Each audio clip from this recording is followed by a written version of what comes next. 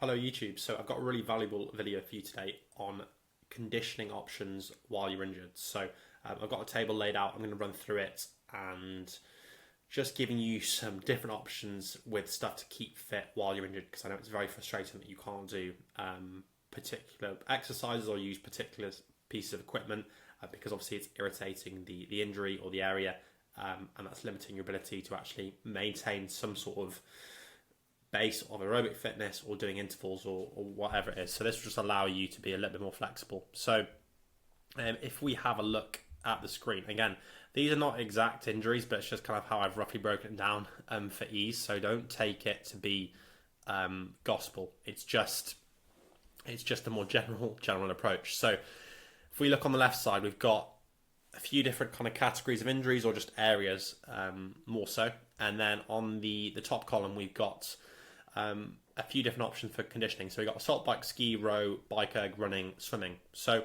I'll just run through the injuries very briefly and kind of give you my thoughts on what is the best option. Again, some of these are dependent on the person, which is why they've got a tick and a cross. And some of them, it depends on the stage of rehab. But here I am assuming that you are early on in the process. Pain is limiting you quite a lot and the injury is fairly irritable. Okay, so just take that with a pinch of salt as well. So starting off, we've got anterior knee pain. I'll just zoom in a little bit more.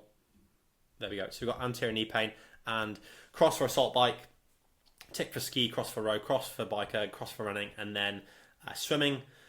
Crawl is absolutely fine. I would just avoid the breaststrokes. So essentially anything where we're bending the knee a lot, we want to avoid, plus the impact with running.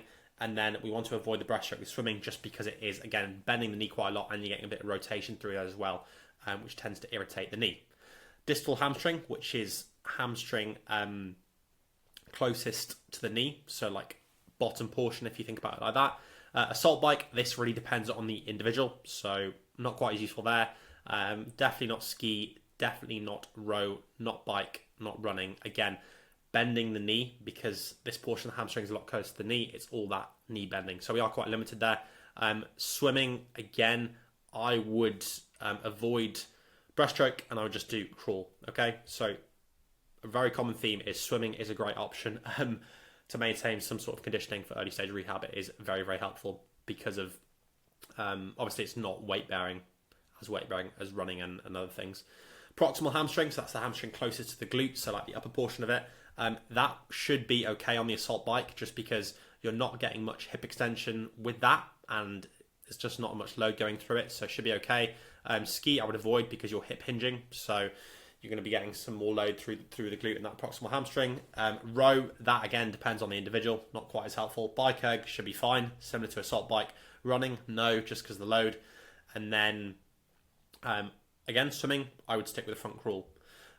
You'll notice running, it's pretty much no for everything. Again, this is completely dependent on the individual, but I'm assuming, again, the injury is very irritable. You can't do a lot of daily activities or bits and training without a lot of pain. So again, it doesn't apply to everyone with every piece of injury, but it's just a lot of people I see. This is the general gist, okay?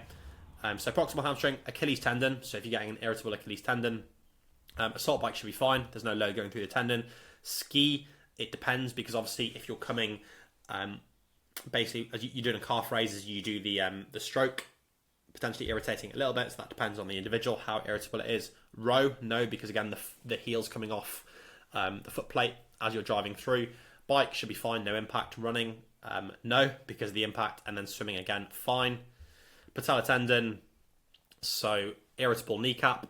And the tendon above attaching into there. So this is really, really common with a lot of CrossFitters. It's one of the main injuries I see. Assault bike should be okay if you're just limiting the amount you're doing and loading that properly, not overdoing it, should be okay. Ski should be okay because we're just hip hinging, so there's not a lot of knee work.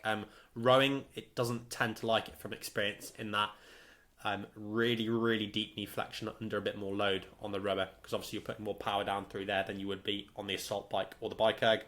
Bike erg, fine. No running. And then again, swimming, absolutely fine. Lower back. This one is probably the most individualized, I would say. So Assault bike, this is going to be an individualized case, so not particularly helpful. No ski because of the hinging generally irritates it, and then row, you're flexed in that bottom position, so it irritates it. Bike erg is usually okay because the legs are just moving. Upper body can be fairly relaxed, and then running, this one depends. So some people, they find it really relaxes the lower back. Other people, it causes spasms and cramp and stuff. So this depends on the individual again. Swimming though, again, great option for loosening everything off. Okay, shoulder. Obviously, the assault bike is generally okay if you don't rag it and overdo it. Even though there is a little bit of shoulder movement, I would avoid the ski just because you're in that. You require quite a lot of mobility in that top position as you're bringing down the stroke from there to there, which can sometimes irritate it. Then we have row. This depends again on the individual. Bike erg, fine. Running, generally fine with the shoulder. And then swimming, I would typically avoid the front crawl, and most people can manage a little bit of breaststroke, again, if you're managing your pain scores correctly. Okay, hip impingement, probably no on the assault bike, because again, you're irritating it. As you bring that knee up, you're compressing it more, causing a bit more pain. Ski, usually okay. And then row, depends again. Bike erg, generally no. Again, lifting that knee, flexing the knee and the hip at the same time, no. And then running, depends. And then swimming, again, usually fine. And then the last one, glute tendon issue. So generally pain in the lateral hip or in the glutes. Usually bike, assault bike, fine. Generally ski, not so fine because you're hinging. So you are using quite a bit of glute there. Can irritate it. Row depends on the individual. How much power you're putting down. A lot of other factors. Bike erg, again, fine.